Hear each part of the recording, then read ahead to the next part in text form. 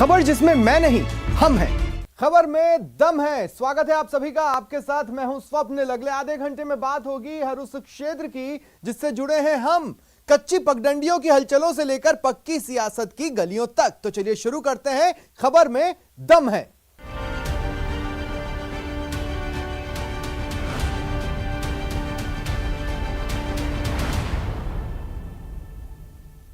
खबर में दम है में आज उठाएंगे सवाल। आज का सबसे बड़ा सवाल है कि डेंगू के कहर के आगे प्रदेश आखिर बेबस क्यों नजर आ रहा है और क्या राजस्थान डेंगू मुक्त हो पाएगा।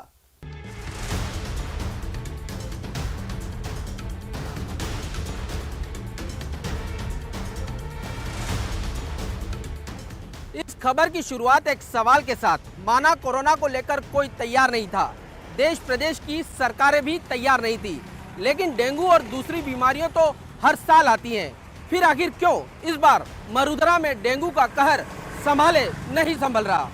दावा था तैयार हैं,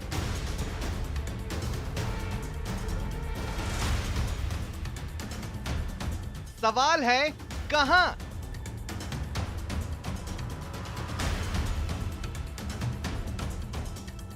मरीज कहां खड़ा है, कहां पड़ा है, देखिए। और ये भी देखिए, मरीज जहां भी है परेशान है। रोज बढ़ते डेंगू के मामले पिछले दिन का रिकॉर्ड तोड़ रहे हैं। हर नए केस के साथ व्यवस्था का दम फूलता जा रहा है। आज जो व्यवस्था हाँफ रही है वो दबाव और बढ़ने पर दम भी तोड़ सकती है। हम डराना नहीं चाहते, पर यह सवाल उठाना जरूरी है कि हर साल आने वाली मौसमी बीमारी के सामने अगर ये हालात बन रहे हैं तो कोरोना की तीसरी लहर की तैयारियों पर कितना भरोसा किया जा सकता है। झुंझुनू, भरतपुर, दौसा, बीकानेर, बांसवाड़ा, जैसलमेर, टोंक, सीकर, बाड़मेर समेत प्रदेश के तमाम जिलों में डेंगू का कहर टूटा हुआ है। मरीज बुखार में तप रहे हैं, उनके तीमारदार भी परेशान हो रहे हैं, अंदर ही अंदर गुस्से में, क्योंकि उनका सामना उस सरकारी सिस्टम से हो रहा है जो भीड़ को कतार में खड़ा कर एक संख्या या भेड़ बकरियों की रेवड़ की तरह देख रहा है। एक एक कर देखते जाइए, जगह जगह अस्पतालों में लोग भटक रहे हैं। कहीं कतारों में लगकर इंतजार करते, कहीं स्ट्रेचर पर लादे और कहीं तो मरीज को गोद में उठाए, इलाज तलाशते। बेड मिला तो नसीब, वरना दूसरों के साथ बेड शेयर कर इलाज कराते, या यूं ही कॉरिडोर सीढ़ियों पर दरी बिछाकर। किस्मत ज्यादा ही खराब हो तो खुले आसमान के नीचे इलाज करवाकर मौत को मात देने की कोशिश में तड़पते मरीज, भटकते तीमारदार। लोग बीमार हैं और अस्पताल और सिस्टम लाचार। दोनों लाचार इसलिए भी हैं क्योंकि जो संसाधन हैं वो या तो कबाड़ में पड़े पड़े सड़ गए हैं या फिर ऊंट के मुंह में जीरा साबित हो रहे हैं। गंदगी की सफाई, फॉगिंग और सर्वे जैसे काम अगर समय पर कर लिए जाते तो मच्छरों के साथ डेंगू के आंकड़े भी कभी के खत्म हो जाते। पर जुर्म के बाद पुलिस का पहुंचना और सांप निकलने के बाद लाठी पीटना, ये वो बातें हैं जो जनता की तकदीर का परमानेंट हिस्सा बन चुकी है। लीजिए, इस कड़ी में आपके लिए प्रदेश में फिर शुरू हुआ है डेंगू मुक्त राजस्थान अभियान। लगातार पहले भी हमारी टीमें सर्वे कर रही थी और काम कर रही थी। मंत्री महोदय की जो वीसी ली गई थी उसमें निर्देश दिए गए हैं कि हम 3 नवंबर तक विशेष अभियान चलाना है। इसके तहत हम जयपुर शहर और ग्रामीण क्षेत्र दोनों जगह पर टीमें बनाकर घर घर सर्वे करा रहे हैं, जिससे कोरोना में हमने पूरी टीम ने मिलकर काम किया है। निश्चित तौर से हम जो इसको डेंगू को भी इस प्रकार से संभाल पाएंगे। सरकारें किसी ब्यूटी पार्लर के मालिक की तरह सिस्टम को दुल्हन की तरह सुंदर बनाने के लाख वादे और दावे करती है, पर सिस्टम अपनी छाप छोड़ने की जगह सरकारी छाप ही छोड़ पाता है। और सरकारी शब्द के मायने लगभग वही है जो आप और हम अच्छे से समझते हैं, देर, देर और बहुत देर। और इसी बहुत देर के बाद 20 अक्टूबर को डेंगू मुक्त राजस्थान अभियान की शुरुआत की गई, जो 3 नवंबर तक चलेगी। न्यूज़ 18 राजस्थान के लिए सामाजिक सरोकारों से बढ़कर कुछ भी नहीं है। सिर्फ नकारात्मकता परोसना कभी हमारा मकसद नहीं रहा है। इसलिए आपके लिए, खुद के लिए हम ये उम्मीद करते हैं कि ये अभियान सफल रहे, वरना धरती के भगवान के भरोसे किसी तरह चल रही डेंगू से ये लड़ाई सिर्फ भगवान भरोसे ही पूरी हो पाएगी। कैमरा पर्सन भवानी के साथ सौरभ गृहस्थी, न्यूज़ 18 राजस्थान, जयपुर। और अब बात उस सवाल की जिसका जवाब प्रदेश की सियासत ने खोज लिया है। हिंसा पर वार पलटवार के बाद अब सिर्फ विकास पर बात हो रही है। क्या ये जनता के मूड को देखकर खोजा गया जवाब है? सियासत की जमीन शतरंज की बिसात सी होती है। यहाँ शय और मात की कोशिशों के बीच सफेद और काले खानों पर एक दूसरे की परफॉर्मेंस को जोड़कर अपनी गोटियां फिट की जाती है और लड़ी जाती है बाजी सियासी शतरंज की। प्रदेश में उपचुनाव की बिसात पर सियासत ने काले सफेद खानों को ही अपनी मोहरा बना लिया है। उनका ब्लैक पेपर ये नौटंकी है। इस नौटंकी को जनता सब जान चुकी है। 3 बरस हो गए तो 3 बरस में कोई भी सरकार अपना भी आकलन करती है, विपक्ष भी करता है। विकास हुआ वर्सेस विनाश हुआ, वाहवाही वर्सेस तबाही, ब्लैक एंड व्हाइट की फाइट।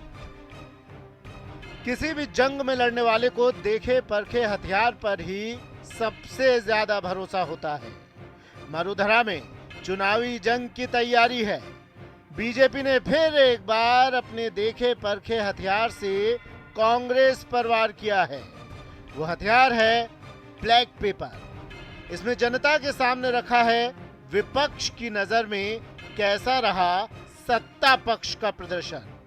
इसका सार है ब्लैक यानी काला।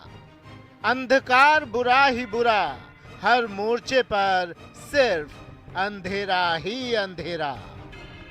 मुझे लगता है कि इन 3 वर्षों में सरकार किसान कर्जा माफी, बेरोजगारी, भ्रष्टाचार, कानून व्यवस्था, ये ऐसे यक्ष मुद्दे हैं जिस पर सरकार घिरी हुई है। प्रदेश इस समय जो कानून व्यवस्था की स्थिति ध्वस्त है उस पर पूरे तरीके से त्रस्त है। सबसे बड़ा कोई मसला है कि राजस्थान जैसे प्रदेश में अब लगता है कि राजस्थान रेपिस्तान के अलावा नकलिस्तान भी हो गया, कि जहां इतने बड़े पैमाने पर नकल होती हो और बहुत संगठित तरीके से। बीजेपी के ब्लैक पेपर की माने तो प्रदेश विनाश के पथ पर है। वहीं कांग्रेस कह रही है कि बीजेपी खुद काली है। कांग्रेस खुद को व्हाइट यानी उजला बता रही है, गिना रही है अपनी उपलब्धियां। कांग्रेस ये भी बताना नहीं चूक रही कि प्रदेश विकास के रोशन रास्ते से और ज्यादा रोशन हो सकता था, पर केंद्र की नीतियों ने विकास की सुबह पर ही ग्रहण लगा दिया। ये नौटंकी है। इस नौटंकी को जनता सब जान चुकी है कि मोदी जी ने न तो देले का काम किया, न 25 में से 25 सांसद कुछ ला पाए। केवल भाषण देते हैं, मेरे भाइयों, मेरे मित्रों, मेरे युवा साथियों, मेरी माताओं, मेरी बहनों, इससे वोट नहीं मिलता, काम करना पड़ता है।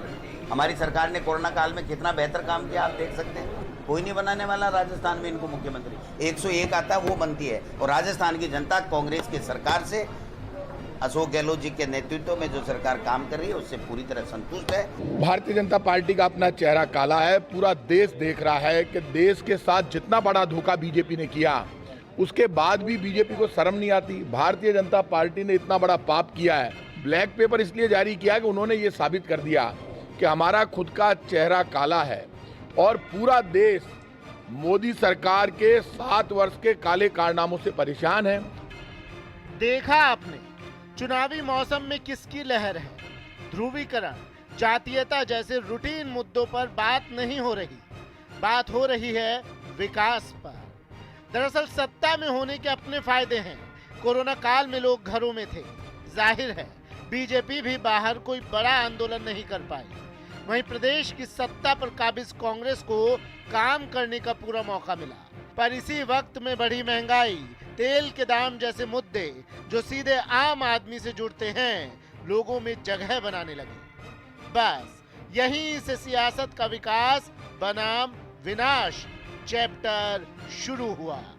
देखिए, एंटी कमेंसी है नहीं, इसलिए नहीं है कि 2.5 साल में अच्छा काम किया है और एक भी ऐसा मुद्दा बीजेपी ने 2.5 साल में कोई आंदोलन नहीं किया राज्य की सरकार के खिलाफ कि साहब इस मुद्दे पे वो फैल हुई। हम लोग अपनी बात उठा रहे हैं। मुझे लगता है कि देश में, पूरे भारतवर्ष में अगर कोई दल है जो भाजपा को राष्ट्रीय स्तर पर चुनौती दे सकता है वो कांग्रेस पार्टी है। हम सब कांग्रेस के लिए मजबूती से काम कर रहे हैं। एक्चुअली वो आपस के झगड़े में इस तरह से उलझे हुए हैं कि वो मुद्दों से ध्यान भटकाने के लिए इस तरह की बातें करते हैं। भारतीय जनता पार्टी वैचारिक अधिष्ठान को आगे लेके चलती है। हम एक मुखी होकर काम कर रहे हैं। हम अनुशासित पार्टी हैं और जो बयान आज कांग्रेस अध्यक्ष के बार बार आ रहे हैं ये बता रहे हैं उनसे उनकी मानसिक स्थिति और पार्टी की स्थिति के बारे में। तो निश्चित रूप से दोनों सीट भारतीय जनता पार्टी जीतेगी। कहते हैं जैसा देश वैसा भेष, सियासत ये बखूबी जानती है। ऐसे में जिन 2 सीटों पर उपचुनाव की रणभेरी बजी है उन्हें ग्रामीण अंचल की सीटें कहा जाता है और ग्रामीण अंचल की सीटों पर सीधे तौर पर जनता से जुड़े मुद्दे ही काम करते हैं। और यहाँ पर भी लबोलुआब यही है कि इस चुनाव के अंदर सियासत की चुनाव की जो फाइट है वो बिल्कुल टाइट है और ब्लैक एंड व्हाइट होने के चलते सियासत की ये फाइट ज्यादा ही टाइट है। कैमरामैन भवानी के साथ लवली बदवा, न्यूज़ 18 जयपुर। एक एनकाउंटर और कई सवाल कि क्या एनकाउंटर फर्जी था। हंगामा हुआ, आंदोलन तक हुए। जब बात जांच तक पहुंची तो मामला थमा, लेकिन सियासत सवालों को गर्म रखे हुए है। तारीख 13 अक्टूबर 2021, जगह जोधपुर।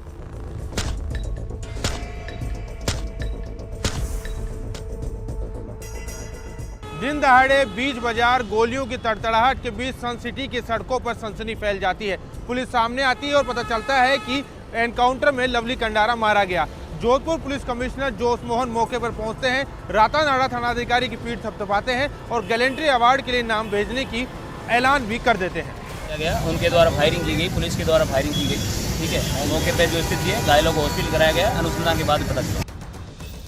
ये तो जोधपुर में हुए लवली कंडारा इनकाउंटर का फर्स्ट एपिसोड था। कहानी तो यहीं से शुरू हुई। घटना के बाद वाल्मीकि समाज एक्शन में आता है, एनकाउंटर को फर्जी बताता है। फिर एनकाउंटर टीम को सस्पेंड करने, एनकाउंटर की सीबीआई जांच की मांग को लेकर शुरू होता है एक आंदोलन। बिल्कुल संतुष्ट है हम, सहमति पूरी बन गई हमारी। जिन पुलिस अधिकारियों ने जो इस घटना में थे उन सबको सस्पेंड करने का आदेश आपने सुन ही लिया है और सीबीआई जांच के लिए, ठीक है ना, सीबीसीआईडी उसके लिए सजा। इधर आंदोलन शुरू हुआ, उधर सियासत तेज हो चली। आरएलपी सांसद हनुमान बेनीवाल ने भी इस विरोध प्रदर्शन का झंडा उठा लिया, सरकार को घेरना शुरू किया। इस बीच एनकाउंटर के कई वीडियो भी वायरल हुए और पूरा एनकाउंटर ही सवालों के घेरे में आ गया। 5 दिनों का गतिरोध समझाइश का दौर चला। बात बनी तो तय हुआ, एनकाउंटर टीम को सस्पेंड किया जाएगा, सीबीआई से जांच भी कराई जाएगी, 25 लाख का मुआवजा भी मिलेगा। तब जाकर दलित समाज लवली कंडारा का शव उठाने को तैयार हुआ और उसका अंतिम संस्कार हो सका। जो जांच, जो तफ्तीश हुई, मुकदमा दर्ज हुआ है पुलिस की तरफ से भी और इनकी तरफ से जो एप्लीकेशन दी गई है 302 की, वो उसी पत्रावली में शामिल होगी। उस पर तफ्तीश CID द्वारा की जाएगी। और उसके अलावा जो भी इसमें तफ्तीश के विषय हैं, हर बिंदु पे हम तफ्तीश CID अब तफ्तीश करेगी।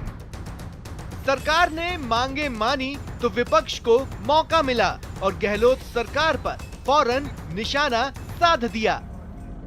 एक दलित युवक का एनकाउंटर, जिसके अंदर 5 दिन के पश्चात, जांच के पश्चात पुलिस के 3-4 अधिकारियों को और कर्मचारियों को निलंबित किया गया।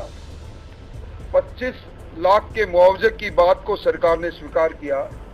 इसका मतलब सरकार ने मान लिया कि ये इनकाउंटर आदतन हत्या का काम उन पुलिस कर्मियों और पुलिस अधिकारियों ने किया है।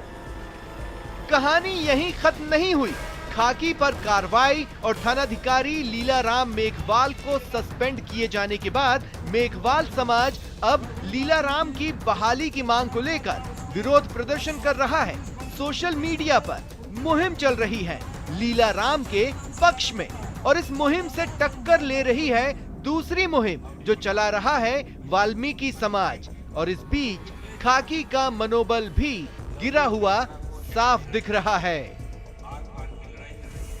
एनकाउंटर पर सवालों का एनकाउंटर जारी है तब तक जब तक एनकाउंटर की जांच न हो जाए और एनकाउंटर का असली सच सबके सामने ना आ जाए। लेकिन इस बीच मरोधरा में एनकाउंटर वाली सियासत फुल ऑन है। कैमरा पर्सन बलवीर सिंह राठौड़ के साथ सचिन कुमार, न्यूज़ 18 जयपुर। और अब सवाल जान की कीमत का। क्या कोई इतना निर्दयी हो सकता है कि गहनों के लिए महिला के पैर को ही काट डाले, उसे मौत के घाट उतार दे? इस सवाल का जवाब तलाशती ये रिपोर्ट देखिए। शब्द कम पड़ जाएंगे उसे धिक्कारने के लिए, जिसने चांदी के गहनों के लिए महिला को मौत के घाट उतार दिया। हत्या इतनी निर्मम थी कि कलेजा मुंह को आ जाए और रूहें कांप जाए। घटना राजधानी से कुछ ही किलोमीटर दूर हुई, जिसने पूरे प्रदेश को हिलाकर रख दिया। मरुधरा में ये हो क्या रहा है? बदमाशों के हौसले बुलंद क्यों? गहनों के लिए महिला को मार डाला।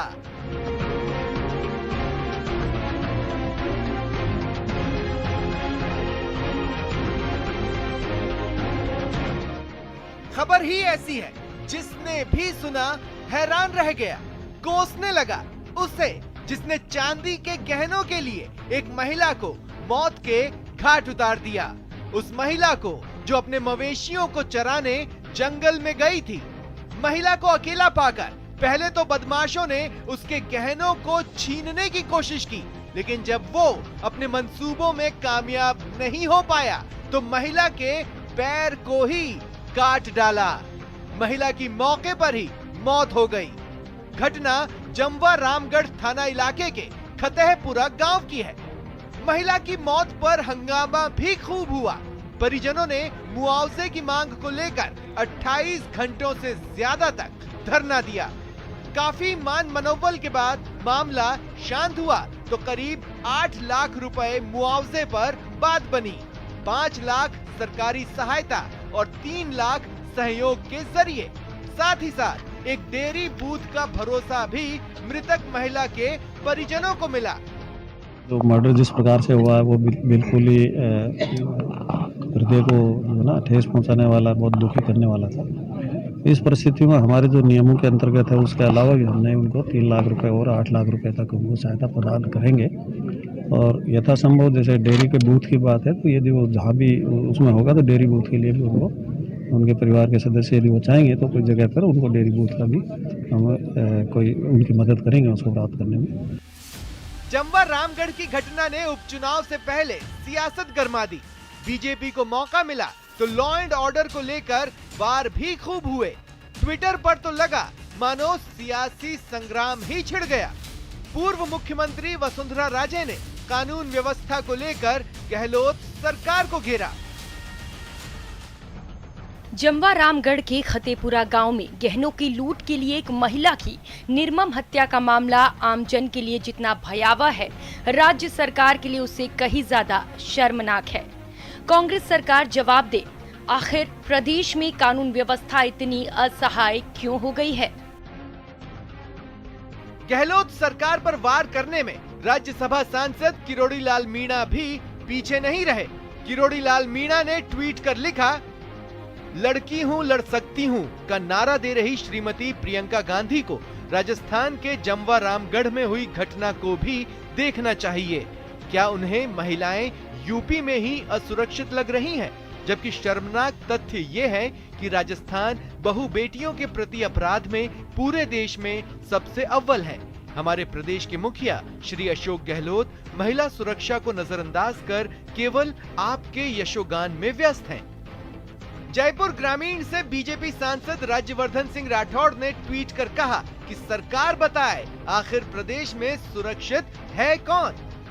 जमवा रामगढ़ राजस्थान के खतेहपुरा गांव में दिन दहाड़े हुआ जघन्य अपराध इस बात की पुष्टि करता है कि राज्य में अपराधियों में कानून का जरा भी भय नहीं।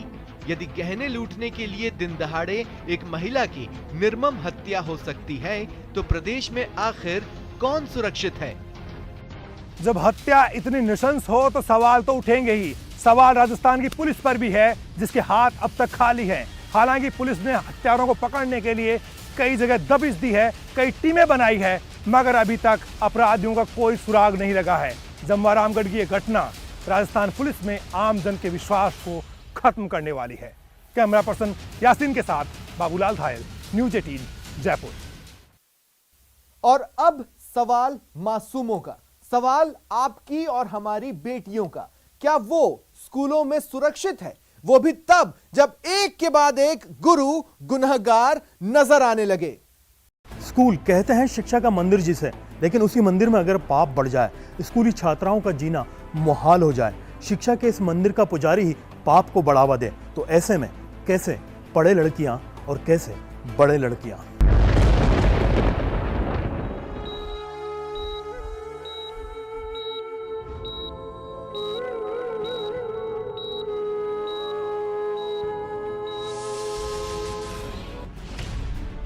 शिक्षा के मंदिर में घनघोर पाप।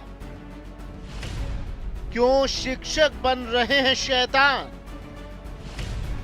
स्कूल में लाडो सेफ नहीं। तस्वीरें 3 हैं और सवाल कई। सवाल कि आखिर सरकारी स्कूल में लाडो सेफ क्यों नहीं? जिस मंदिर में शिक्षा और संस्कार दिए जाते हैं, आखिर उसी मंदिर में महापाप क्यों बढ़ गया है? जिस पर जिम्मेदारी है शिक्षा देने की, वही शिक्षक आखिर शैतान क्यों बन रहे हैं? झुंझुनू की खबर डराती है, विश्वास को डगमगाती है। सदियों से गुरु की जो छवि है, उस छवि को कहीं ना कहीं तार तार करती है, क्योंकि आरोप लगा है सिंघाना इलाके में राजकुछ प्राथमिक विद्यालय के प्रिंसिपल पर 7वीं क्लास की छात्रा से रेप करने का। हद तो देखिए, अपने साथ हुई ज्यादती के बारे में छात्रा ने जिन शिक्षिकाओं को बताया, उन्हीं शिक्षिकाओं ने उस छात्रा को दबाया और सबूत को मिटाया। लेकिन जब मामले ने तूल पकड़ा तो प्रशासन एक्शन में आया। आरोपी प्रिंसिपल केशव यादव को गिरफ्तार किया गया। पॉक्सो कोर्ट में पेशी हुई। पुलिस ने रिमांड पर लिया और गाज उन पर भी गिरी जिनसे पीड़िता ने मदद मांगी थी। पीड़िता को डराने और सबूत को नष्ट करने के आरोप में दोनों शिक्षिकाओं को गिरफ्तार कर लिया गया। स्कूल का पूरा स्टाफ ही बदल दिया गया और अब राज्य बाल आयोग ने भी रिपोर्ट मांगी है। जो एक्यूज्ड था, उस एक्यूज्ड को गिरफ्तार किया है। साथ में जिन 2 महिला अध्यापकों ने उसको चैट को डिलीट करने की कोशिश की है या चैट डिलीट किया है, उनके इन्वेस्टिगेशन करके उनके मिलीभगत होने को आधार मानते हुए इन तीनों जो अध्यापक हैं, 2 लेडी टीचर और एक जो एक्यूज्ड है, इनको आज सस्पेंड कर दिया गया है। स्कूल का जो पूरा स्टाफ है उनको बदल दिया गया है। शिक्षा के मंदिर को शर्मसार करने वाली दूसरी घटना सामने आई सीकर जिले से, जहां पर आरोप लगा एक शिक्षक पर एक बालिका से छेड़छाड़ का, वो भी महज 8 साल की बालिका से। बात बढ़ी तो शैतान शिक्षक फरार हो गया, लेकिन पुलिस एक्शन में आई और गुनाहगार गुरु को धर दबोचा। घटना सीकर जिले के झीगर बड़ी गांव के सरकारी स्कूल की है, जहां पहले तो एक शिक्षक ने लंच टाइम में 8 साल की मासूम के साथ छेड़छाड़ और अश्लील हरकत की और फिर वहां से फरार हो गया। लेकिन पुलिस फौरन एक्शन में आई और आरोपी शिक्षक को शिकंजे में ले लिया। आरोपी शिक्षक पैरा टीचर के पद पर तैनात है और उसकी उम्र 50 साल है। नाबालिग छात्रा को छेड़छाड़ के मामले में पैरा टीचर शिक्षक को कल दिनांक 17/10/2021 को देर रात दस्तयाब कर गिरफ्तार किया गया है। प्रकरण में अनुसंधान जारी है। शिक्षा के मंदिर में छेड़छाड़ की घिनौनी करतूत जालोर में भी देखने को मिली। यहाँ पर 12वीं कक्षा में पढ़ने वाली छात्रा के साथ में स्कूल के ही शिक्षक ने छेड़छाड़ की घिनौनी घटना को अंजाम दिया और धमकी दी चुप्पी साधने की। रही सही कसर पंचों के तोड़े के फरमान ने पूरी कर दी, क्योंकि पंचों ने यह फरमान जारी कर दिया कि लड़की के परिजन या तो राजीनामा कर लें या फिर उनके घर के रास्ते को रोक दिया जाएगा। दरअसल पीड़िता करवाड़ा गांव के सरकारी स्कूल से अपनी मार्कशीट लाने गई थी। इस दौरान स्कूल के एक शिक्षक ने उसके साथ छेड़छाड़ की और जब उसने विरोध किया तो उसे चुप रहने की भी धमकी दी। फिलहाल पूरे मामले को लेकर पुलिस जांच में जुटी है। गुरु गोविंद दोऊ खड़े काके लागू पाए, बलिहारी गुरु आपने गोविंद दियो बताए। हिंदुस्तान के अंदर गुरु का दर्जा भगवान से भी ऊपर बताया जाता है, लेकिन यही गुरु अगर गुनाह के रास्ते पर चल पड़े तो ऐसे गुरु घंटालों से भगवान ही बचाए। कैमरा पर्सन दिलीप चेची के साथ में अरबाज अहमद, न्यूज़ 18 के लिए जयपुर से। तो देखा आपने, खबर में दम है। फिलहाल इतना ही, दीजिए इजाजत, नमस्कार।